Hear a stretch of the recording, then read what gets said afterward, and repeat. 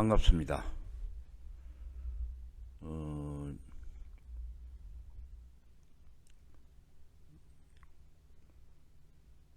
제가 지난달에 그 역사학, 고고학, 신화학 뭐에 관한 강의를 이제 마치고 또 다른 강의를 준비를 해왔는데, 이번에 제가 하는 강의는 인문학에 관한 것입니다. 그 인문학에 관한 것인데, 인문학 강의는 또 뭐 텔레비전이나 또는 유튜브에서 많은 분들이 강의를 했고, 제가 인문학 강의를 안 해도 뭐 자료들이 충분히 많기 때문에 사실 강의할 필요가 없는데, 제가 강의를 하게 된 것은 그 지금 있는 그 인문학 강의와는 전혀 다른 방향에서 제 나름대로 인문학을 탐구를 해왔던 것을 여러분들에게 조금 알리고자 강의를 하게 됐습니다. 그래서 저의 강의는 그냥 인문학이 아니고 신인문학입니다. 그러면 신인문학이라는 게 뭐냐? 뭐 책이든 강의든 유사한 것들이 많이 출판이 되고 또 강의들이 많이 이루어져요. 이제 그런 것들은 사실 뭐 의미가 없다고, 전혀 의미가 없다고 말을 할 수는 없지만, 아무래도 유사한 것들은 그만큼 그 신선도가 떨어지기 때문에, 그래서 이분의 이 저의 이 신인문학 강의는 좀 제가 생각할 때는 좀 새로운 시도다. 그래서 여러분들이 좀 관심을 가져주고 같이 했으면 하는 바람에서 강의를 시작하게 됐습니다. 인문학이 정인데요. 이제 인문학이다. 그럼 보통 이제 텔레비전이나 대학에서 강사분들이 주로 이제 문과 계통에 전공하신 분들이 강의를 주로 하시는데, 이제 뭐 신학, 문학, 철학, 뭐 그다음에 뭐 이런 류가 사실 대부분을 차지하는데, 근데 이게 대학에서 지금 그 학과가 존폐 위기에 있고, 특히 독불심철이라 해가지고 심리학, 철학까지 포함해서 뭐 인기가 아주 없고요. 학생들이 가지를 않습니다. 그래서 이제 인문학의 위기라는 말이 하루아침에 나온 이야기는 아닌데, 가면 갈수록 이제 인문학은 사실 좀 어렵습니다. 그 학생들이 인기가 없고요. 또 취직도 안 되니까 더 뭐 물론 인기가 없겠지만은, 또 하나는 이 인문학자들이 너무 안일하게, 너무 자기가 추구해오던 그 자리에서 새롭게 변모하지 못하고 안주한 것도 큰 원인의 하나입니다. 그 대학 교수들이 인문학이 이래서는 어떻게 하겠느냐, 뭐 많은 이야기들이 나오는데, 사실은 그분들이 어떤 돌파구를 찾지를 못하고 또 새로운 어떤 부분을 물결을 타지 못했기 때문에 지금 그 위기를 자초한 게 아닌가. 그게 통렬한 어떤 반성이 있어야 된다는 게 제 생각입니다. 그리고 우리 일반인들이, 그런 분들이 지금 현재 나와서 많이 인문학을 강의하기 때문에, 인문학이 저기가 이 문과계통의 학문하고 연관이 있는 것처럼 자꾸 비춰져요. 그게 아주 잘못됐습니다. 진정한 인문학의 정의는 인간의 그 모든 것을 탐구하는 학문입니다. 물론 인간의 그 모든 것을 탐구하는 학문 중에서 항상 철학이 앞서기는 하지만 인간의 그 모든 것을 탐구하려면은 지금은 그 철학만 가지고는 어렵습니다.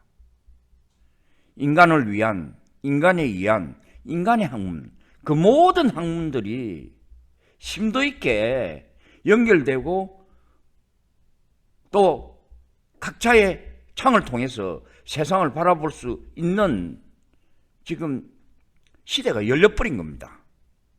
그래서 인문의 창이 아니고 이 자연과학, 천문학, 생명과학 지금 얼마나 많이 발전이 됐습니까?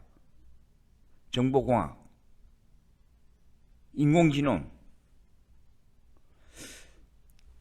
어마어마한 과학기술의 발전으로서 우리의 시야는 어마어마하게 지금 확대된 상황인데도 우리가 과거에 그 인문학에 갇혀 있다면은 갇혀 있기 때문에 사실은 인문학의 위기라는 말이 나오는 것입니다. 그래서 진정한 인문학은 이 자연과학의 어떤 기술적 발전과 우리의 시야를 확대시키는 그 확장성을 인문학이 담지 못한다면은 인문학은 설 자리가 없습니다. 오히려 자연과학도들이 더 많은 실제로 인간에 관한 탐구의 결과를 일반인이 얼마든지 어필할 수가 있습니다. 지금 문과의 분야에 있는 분들은 설 자리가 더 없어집니다. 지금의 인문학은 바로 이 자연과학의 확장성을 담아내야 하는 것입니다. 그래서 지금 대부분의 인문학 강의는 반쪽짜리 강의다. 자측에는 제가 신학, 철학, 문학, 사학, 심리학 뭐 해가지고 제가 이 문과계통의 학문들을 적어놓고 오른쪽에는 거시학문과 미시학문 그리고 응용과학까지 이 부분은 엄청납니다. 지금 우리의 삶도 바꿨지만 우리의 사고도 어마어마하게 확장성을 가지고 우리에게 많은 도전을 바로 이 과학이라는 세계가 우리에게 많은 의문을 던지고 또 우리 스스로도 답을 찾아가는 가장 중요한 핵심적인 학문이 되어버린 것입니다. 이 과학을 이야기하지 않고 무엇을 어떻게 인간을 탐구하는 인문학 강의를 할 수가 있겠습니까?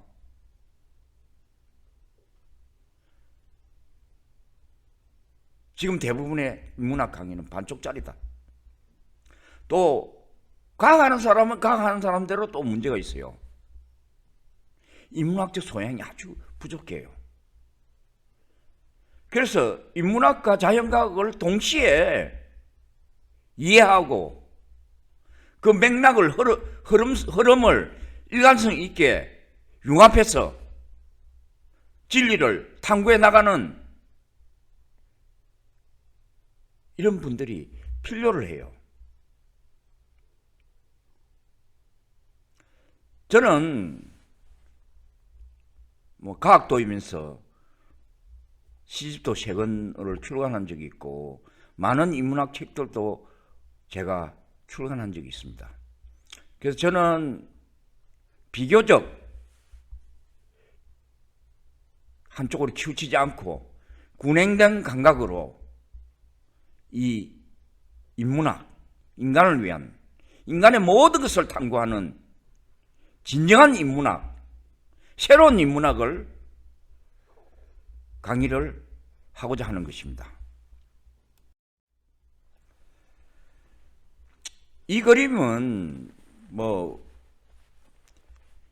우리나라 민화에 보면은 이런 문방사우 해가지고 이런 그림들이 많이 나오는데, 최근에 이제 어떤 작가분이 이런 어떤 민화를 현대적으로 해석을 해서 그림을 많이 그리고 또 많이 뭐 세상에도 알려지게 됐는데, 이 사람이 그림을 그린 것 중에 제 눈길을 사로잡은 게 하나가 있었어요. 그래서 이제 이게 옛날 서책들이 쭉 있고, 그 위에 맨 위에 보면은 책이 하나가 열려져 있는데, 그 책이 제목이 저희 눈길을 끌었습니다. 그는 뭐냐?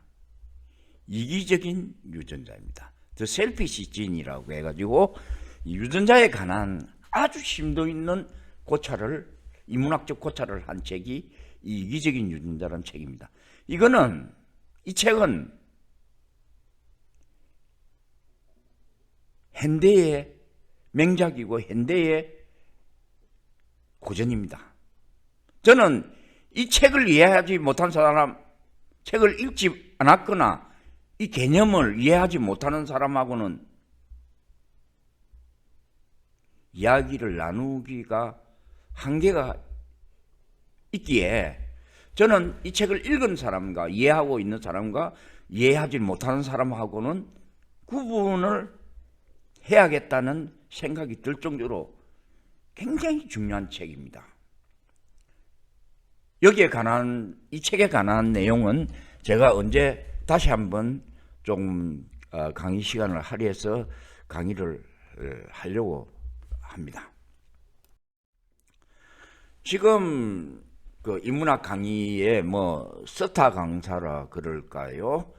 제가 볼 때는 뭐 꼭 그렇지도 않는데, 어쨌든 텔레비전에 나서 요 김상근 교수님은 그리스 로마 신화하고 뭐 그쪽으로 많이 강의를 하시고요. 이진우 교수님은 제가 알기로는 이제 자라투스트라는 이렇게 말했다. 니체에 이제 사실 니체의 그 자라투스트라는 이렇게 말했다. 그 책은 인도의 유명한 맹상가죠. 라제니시가 니체가 독일 고전학 쪽에 연구를 깊이 했는데, 그게 하다 보니까 거기에서 이제 그 중동의 어떤 그 수피즘이라 그럴까요? 그 아주 그 맹상가, 중동의 맹상가들과 오랜 고대 종교,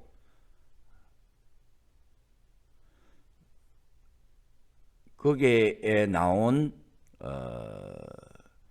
배하교라 그러는데, 그게 갱전이 제목이 사실은 이제 따가지고 자라투스트라는 이렇게 말했다. 그 갱전 내용이 굉장히 아주 깊이 있는 진리를 이야기를 하고 있거든요. 그 책을 사실은 니체가 번역을 해서 서방 세계에 알렸는데, 이 자라투스트라는 이렇게 말했다. 이 책을 서방 세계에 니체가 소개한 것만으로도 이 세상에 니체의 역할은 어마어마하게 중요한 역할을 했다. 그리고 앞으로는 성경이나 그 어떤 책보다도 이 자라투스트라는 이렇게 말했다가 수많은 사람들의 수강을 받는 그런 중요한 갱전의 수준까지 갈 것이다. 그렇게 이야기를 했습니다. 이진호 교수님은 이 자라투스트라는 이렇게 말했다를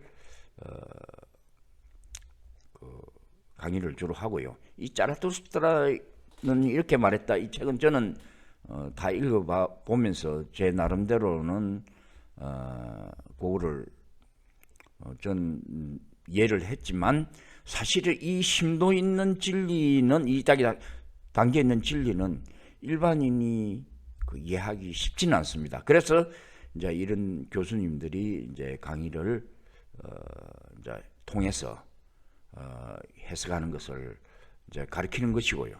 그다음에 이제 최진숙 교수님은 이제 뭐 노자의 도덕경이나 뭐 이런 강의를 많이 하시고, 김용옥 교수님도 뭐 노자 도덕경도 강의하시고 여러 가지 동양 고전들을 가지고 강의를 좀 많이 하시는 편인데,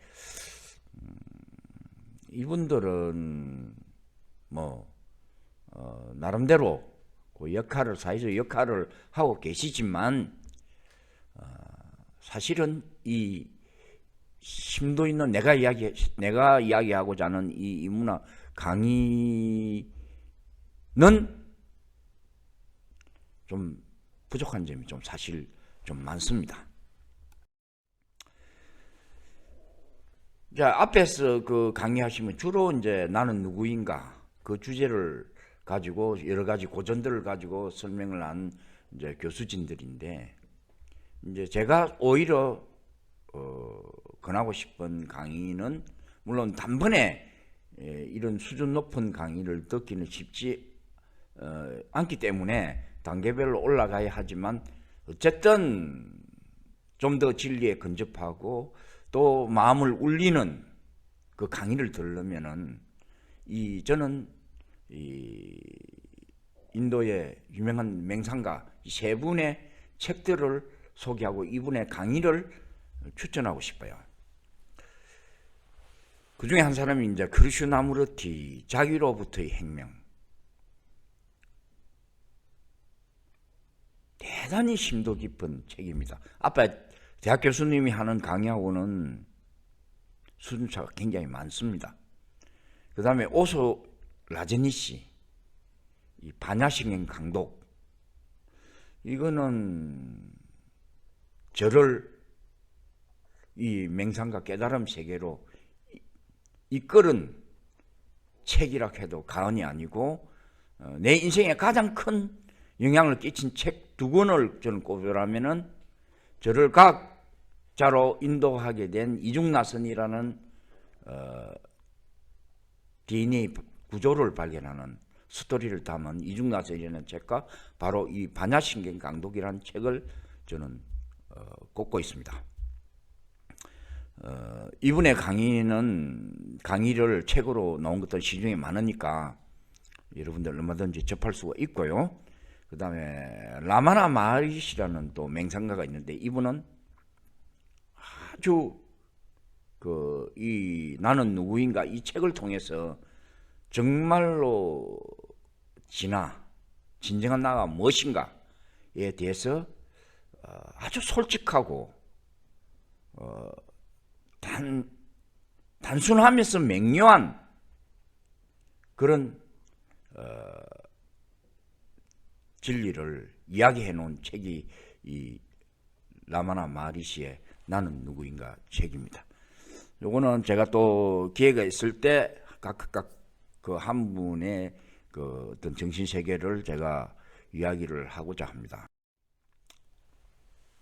그래서 여러분들은 이제 인문학 강의를 많이 들을 텐데, 이거를 그 문과계통의 어떤 학문들의 위주로 대한 인문학 강의만을 듣지 마시고, 그쪽에 책만 보지 마시고 이 과학 서적을 많이 읽어야 합니다. 과학의 세계가 지금 펼쳐놓은 그 확장성은 어마어마합니다. 그래서 리처드 도킨스라는 제레미 리프킨, 이 책은 여러분들이 반드시 그 기본 중에 기본이라고 생각하고 반드시 이 책들을 봐야 합니다. 그래서 제가 생각하는 독서의 방향에 대해서 말씀을 드리겠습니다. 읽을 책을 신중하게 선택하세요. 여러분들 책장에 가보면은 책들이 어마어마하게 많아요. 그 많은 책들을 왜 가지고 있는지를 저는 모르겠어요. 저는 책장에 지금 책이 많지가 않습니다. 다 버렸습니다.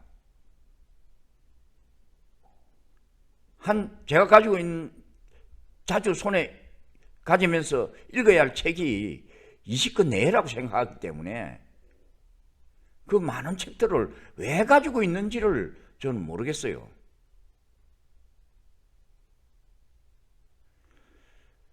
그 김정훈 교수님인가요?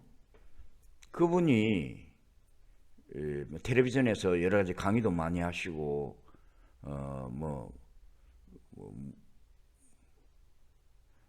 여러 가지 그 강연도 많이 하시고 이렇게 하셨는데, 텔레비전에 나와서 하셨는데, 그분이 많은 분야를 공부를 하고 책도 무지하게 많았어요. 자기가 가지고 있는 책들을 음악에 많이 가지고 보유를 하고 있었는데, 사람들이 그 수많은 책들을 보고 부러워 많이 하죠. 저는 제가 박사과정 들어가가지고 이 맹상과 깨달음 공부를 하면서 이 지식이 한계를 갖다가 내가 절감했고, 그래서 내가 가지고 있는 모든 책을, 논문과 책들을 기름을 끼얹어서 다 불살라버리고 그 책이 무용하다는 것을 내가 뼈저리게 느꼈거든요. 그래서 저는 책을 고를 때 아주 신중하게 선택을 하고, 지금은 어지간하면 책을 안 사려고 노력을 합니다. 그래서 그 김정훈 교수님인가요? 그분이 어마어마한 책을 가지고 있었는데, 충청도에서 그 자기 거처를 마련해가지고 그 책들을 쫙 진열을 해놨는데, 그 한 분은 태풍이나 태풍 와가지고 그게 물이 들어와서 싹 썰려갖고 그 책들이 다 파손이 돼버렸어요.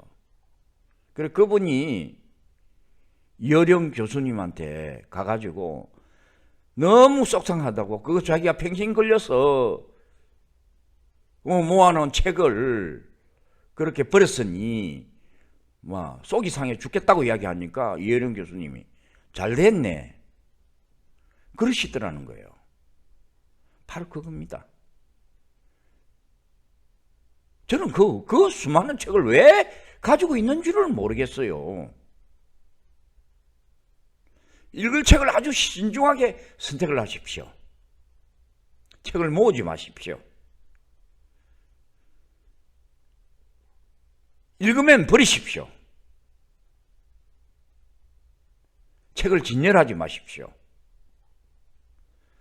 그리고 책을 선택할 때 여러분들은 고전이 좋지, 아닙니다. 저는 고전은 여러분이 읽어야 할 책 중에서 30%로 보고 있습니다.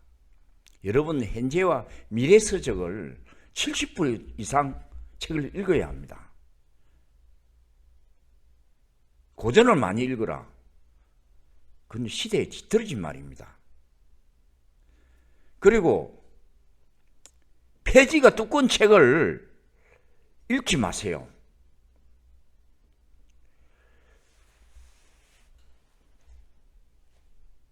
언젠가 그 파리 대학의 피케티 교수라는 분이 그 불평등에 관한 책을 갖다가 이만큼 두꺼워요.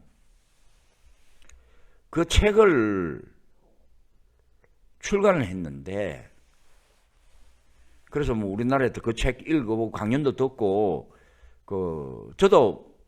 저는 서점에 가서 그냥 씩 훑어봤어요. 보니까 전부 자기의, 사실은 그 책을 압축한다면은, 핵심을 압축한다면은 반페이지면 자기 할 말 다 하는 것입니다.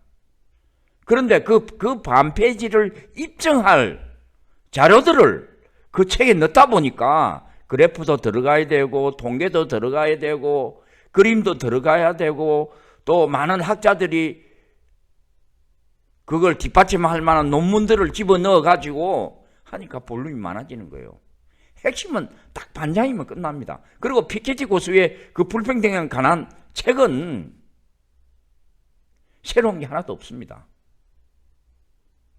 그리고 새로운 불평등을 해결할 만한 해결적 책도 제시도 못했고요. 다만 그 책에 던지는 메시지는 지금 가면 갈수록 불평등이 심화되고 있다. 그건 그 이야기입니다. 그게 요약이에요. 그 책에. 그럼 그 불평등이 어떻게 그렇게 심화되고 있느냐? 그 참고 자료를 계속 넣으면서 이게 확실하다는 걸 말을 하는 것입니다. 그런데 이 불평등에 관한 이야기는, 저도 불평등에 관한 책을 썼습니다. 저 책은 얇습니다. 어쨌든 페이지가 적은 책이나 아주 진리에 근접해 있는 핵심 경전을 읽고, 좋은 책을 읽고 다시 되새기고 또 그 의미를 생각하고,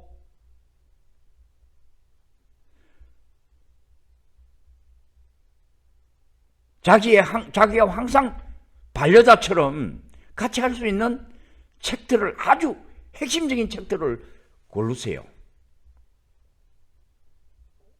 그리고 그 책을 읽으면서 자기가 그 책에다가 깨달은 바를 메모하거나 행간과 행간 사이에 자기의 견해를 적고 그렇게 하죠.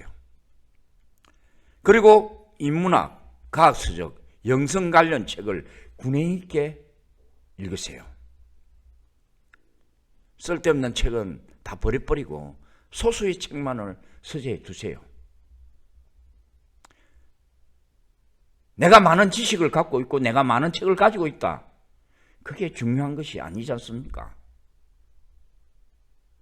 그리고 책을 읽고 자기 깨달은 바가 있어서 새로운 책을 써야 한다면은 이미 그 유사한 것들이 많이 나와 있는지 좀 찾아보고 진짜 꼭 출간해야 되는지를 생각을 좀 많이 해가지고 그렇게 해야 한다고 저는 생각합니다. 자, 큰 스님들이 이런 말 하죠. 있는 그대로를 보라. 또는 뭐 산은 산이요 물은 물이다. 있는 그대로를 보라. 있는 그대로 보고 있는데 뭘 자꾸 있는 그대로를 보라는 건가? 왜 그런 이야기를 하는가? 자, 여러분들 이 그림을 보세요. 이거는 아침 고요 수목원의 그 풍경인데 너무 아름답고 평화롭고 요 겉모습만 본다면은, 있는 그대로만 본다면은 너무 평화롭고 아름답고 좋죠. 그러나 우리가 좀 더 세밀한 눈으로 깊숙이 이 숲의 생태계를 들어가 보면은 거기에는 먹고 먹히는 아비규환이 벌어지고 있는 것입니다. 벌레들은 살려고 발버둥 치지만 새들이 와서 그 벌레를 먹어야 새들도 새끼를 치면서 살 수가 있습니다. 작은 물고기는 큰 물고기들이 먹고 더 큰 물고기는 더 큰 물고기들이 먹습니다. 작은 짐승들은 큰 짐승에 잡아먹히고 더 큰 짐승들은 또 맹수들이 와서 잡아먹습니다. 이 숲은 굉장히 평화로워 보이지만은 사실은 평화롭지 않습니다. 우리는 이 속에, 이 평화로움 속에 감춰져 있는 진실들을 볼 수 있어야 합니다. 이 책은 제가 그 무한히 커지는 눈, 무한히 작아지는 눈이라는 제목으로 제가 이 미래 예언적 과학시, 과학 철학 맹상시 내용이 좀 어렵습니다만은 여하튼 우리는 무한히 커지는 눈, 극대의 거대한 우주를 천문학적 행성, 은하, 소우주, 대은하의 생성과 소멸, 창조의 근원까지 탐구하는 그런 무한히 커지는 눈을 가지고 있어야 하고요. 그 다음에 우리 몸을 구성하고 있는 기관들과 조직과 세포와 그 다음에 그대분자와 소기관과 그 다음에 유기물과 무기물, 그리고 무기원소, 그 무기원소는 원자, 분자, 원자, 원자 안에 아원자, 그 아원자 안에 쿼크, 그 다음에는 또 뭐가 있으며, 이런 무한히 작아지는 눈을 이해할 수 있는 과학적, 철학적, 맹상적 눈을 우리는 가져야 있는 그대로를 볼 수가 있는 것입니다. 왜 큰 스님들은 왜 자꾸 있는 그대로를, 우리가 있는 그대로를 보는데 왜 있는 그대로를 자꾸 보라 그러느냐? 이런 눈이 없으면요, 이걸 있는 그대로 절대 볼 수가 없습니다. 피상적인 것만 보는 거예요. 자, 제가 추구하는 신인문학은 기존 인문학, 그리고 과학, 그리고 영성, 맹상, 깨달음, 종교와 관련된 건데요. 이 세 가지가 아주 균형 있게 공부가 되고 조화를 이룬 이런 뇌를 가진, 내가 정말 멋진 그런 사람으로 우리는 정신적으로, 영적으로 진화해 나가야 하고, 그것이 바로 그 방향을 제시하는 것이 바로 제가 이야기하는 이 신인문학인 것입니다.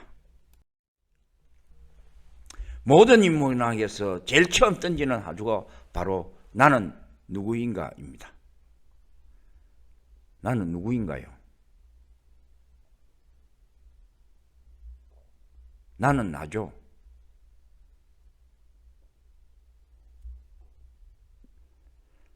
여기에 수많은 철학자들이 이문을 던졌고 또 답을 이야기했고, 우리는 그것을 책을 통해서, 강의를 통해서 듣고 있습니다.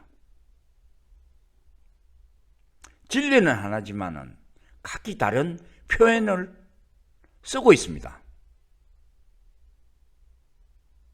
저는 또 다른 창을 통해서 나는 누구인가를 이야기하고자 하는 것입니다.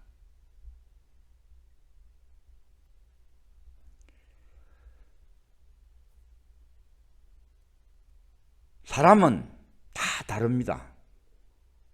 꽃을 비유한다면은 들국화를 닮은 수수한 사람이 있는가 하면은 장미를 닮은 화려한 사람도 있고 아주 다양하죠. 신이 그렇게 만들어 놓은 것입니다. 들국화가 화려한 장미를 부러워하고 그렇게 되려고 한다면은 그때부터 고통이 싹 트는 것입니다. 사실상 들국화 장미가 될 수가 없습니다. 될 필요도 사실은 없고요. 들국화는 들국화로서 충분한 것입니다. 저는 나는 누구인가를 알기 위해서 우선에 자기 꽃깎기 운동이라는 것을 제가 좀 권하는 편입니다. 영어로는 퍼스널 플라워 무브먼트라고 그러는데, 이제 이 운동은 우리나라 각 나라에는 국화가 있고, 영국엔 장미, 일본엔 사쿠라, 한국에 무궁화의 국화가 있고, 요즘은 이제 시와 군 단위에서도 시를 상징하는 꽃을 많이 만들고 있습니다. 맹사들은 자기 꽃을 정해 자기 이미지의 마케팅에 활용한다. 일반인도 자기를 닮은 꽃을 정해 자기의 정체성을 찾고 진정한 자아를 실현하는 삶을 살 수 있도록 자기를 재발견하는 운동으로 제가 2007년도 가을 창원대학교 운해치료반원들과 퍼스널 플라워 운동을 시작을 한 것입니다.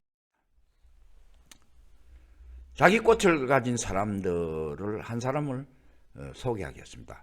김태연 회장이라고, 그분은 한국이라는 동양의 작은 나라에서 태어나 미국으로 건너가서 맨손으로 숱한 고생을 겪으면서 실리콘밸리에서 또 다른 기적을 일으켰고, 30년이 지난 지금 그녀는 연 매출 1억 달러의 벤처기업 사장이자 여성 최초의 미국 공인 태권도 8단, 미국 150개 도시에 방영하는 방송 토크쇼 진행자가 됐다.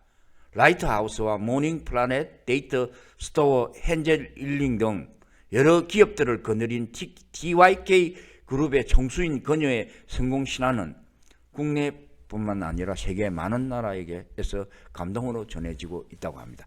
이분도 한국에서도 와서 텔레비전에서 강연을 많이 했습니다. 그분의 꽃은 백합의 스타게이저입니다. 백합에도 수많은 종류가 있는데 백합 중에서 이 화려한 스타게이저라는 꽃을 자기의 꽃으로 정했습니다. 그래서 김태연은 스타게이저고 스타게이저는 김태연입니다. 이분은 자기 사무실에 이 스타게이저를 장식을 쫙 합니다. 이 스타게이저 꽃을 보면 백합은 굉장히 화려하고 이거는 향기도 아주 강합니다. 그래서 토크쇼, 미국에서 토크쇼를 진행하는 김태연 씨는 외모 자체도 이 백합의 스타게이저처럼 화려합니다. 그래서 자기의 저택 이름을 스타게이저라고 이름을 붙였고 그늘인 기업의 이름 또한 스타게이저라고 합니다. 김태연 회장이 한국에 와서 여러 가지 강연을 하면서 이야기를 많이 했죠. He can do, she can do, why not me? 두드려라. 높은 곳에서 멀리 보라. 잠재 능력을 보라. 없으면 만들어라. 세계 시민이 되어라. 여러 가지 좋은 이야기를 많이 하셨는데 그거보다도 이 7가지 제시한 것보다도 저를 조금 놀라게 한 것은 바로 이 구절입니다. 오늘날 성공이라는 말로 표현되기까지 마음에 내재되어 있는 또 다른 나, 사일런트 마스터, 또 다른 나를 발견하면서 이 사일런트 마스터를 발견하면서 인간의 한계를 한 단계 뛰어넘었기 때문이라고 하였습니다. 여러분들은 또 다른 나, 이 사일런트 마스터를 발견했습니까? 여러분이 발견했다면 여러분은 자기가 가지고 있는 이 영역을 더 확장시켜서 인간의 한계를 뛰어넘는 그 무엇인가를 여러분들이 이룰 수 있었을 것입니다. 저는 저의 꽃을 수선화로 정했습니다. 이제 수선화는 꽃말이 신비, 고결, 자존심, 자기 사랑인데 저희 이미지하고 딱 어울리는 꽃입니다. 저는 자존심이 굉장히 강하고요. 자기 사랑, 그러니까 자기를 너무 나르시즘에 빠졌다고 할 정도로 그런 성격을 가진 성격이 있기 때문에 나의 꽃 수선화를 더 좋아하는 것 같습니다. 이것은 내가 그 수선화를 꽃을 선정한 이유고요. 제가 어릴 때 우리 아버님이 하단에 수선화를 많이 심었었어요. 그래서 어릴 때부터 그 수선화를 좋아했고 특히 닥터 지바고라는 영화가 있죠. 그 영화에 보면 러시아의 그 나팔 수선이 넓은 밭에 피어가지고 바람에 흔들리는 그 모습을 저는 잊을 수가 없습니다. 중부 유럽 지중해 연안 중국 남부에 원산지로 되어 있고요. 꽃에 대한 전설은 그렇죠.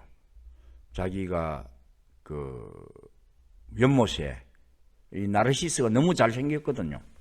그래서 연못에 자기 얼굴을 비춰보니까 그 얼굴이 하나가 연못에 비쳤는데 너무 이쁜 거예요.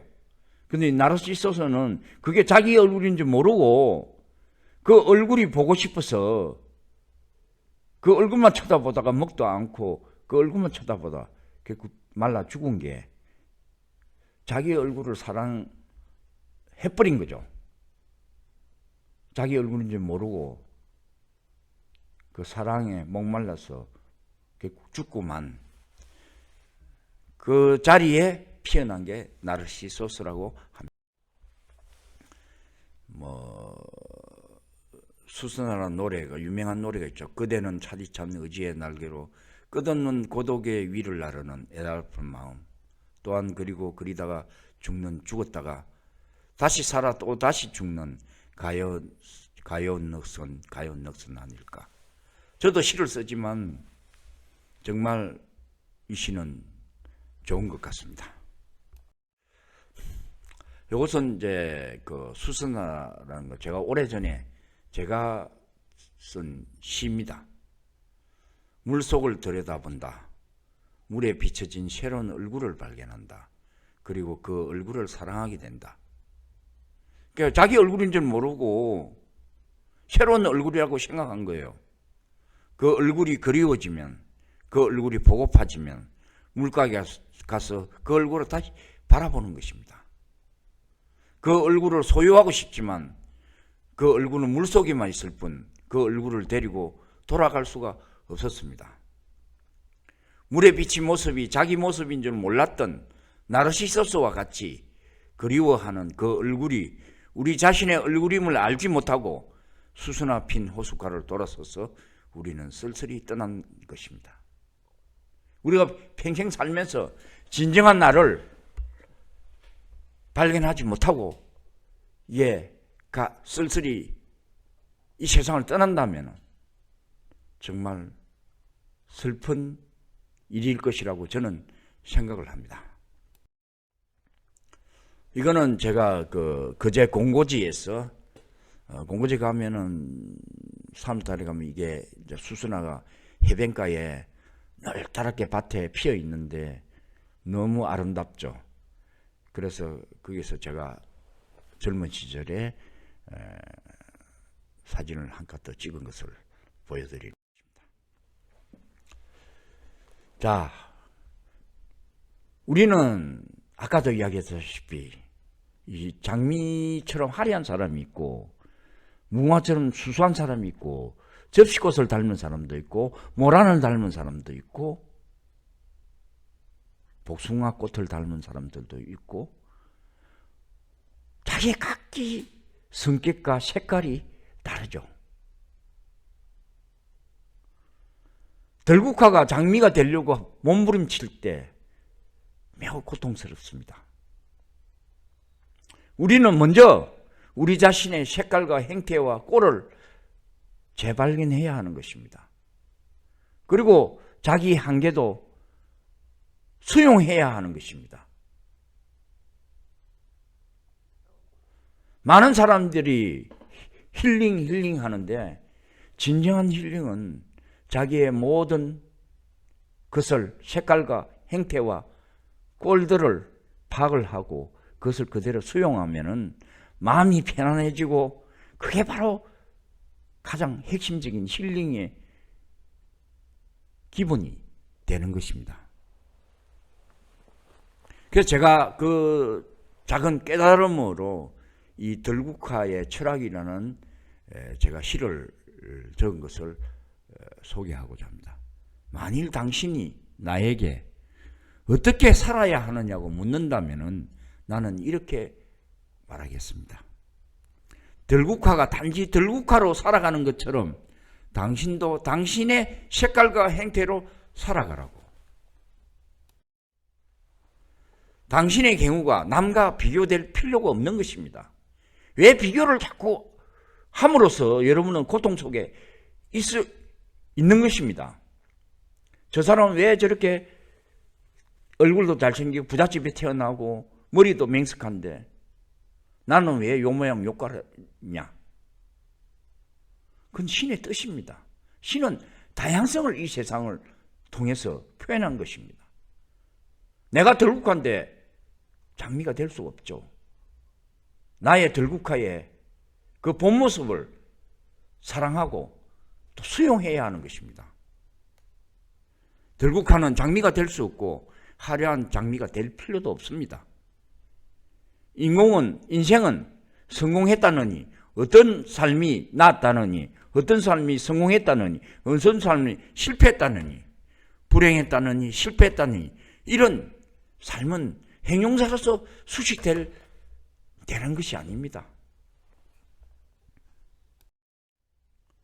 당신의 삶은 무엇을 하고 이루기 위해서라기보다도 저절로 피어지는 존재로 살아가는 것일 뿐입니다. 만일 당신의 삶을 당신의 색깔과 행태대로 자연스럽게 살아갈 수 있다면 진실로 삶은 그것으로 충분한 것입니다.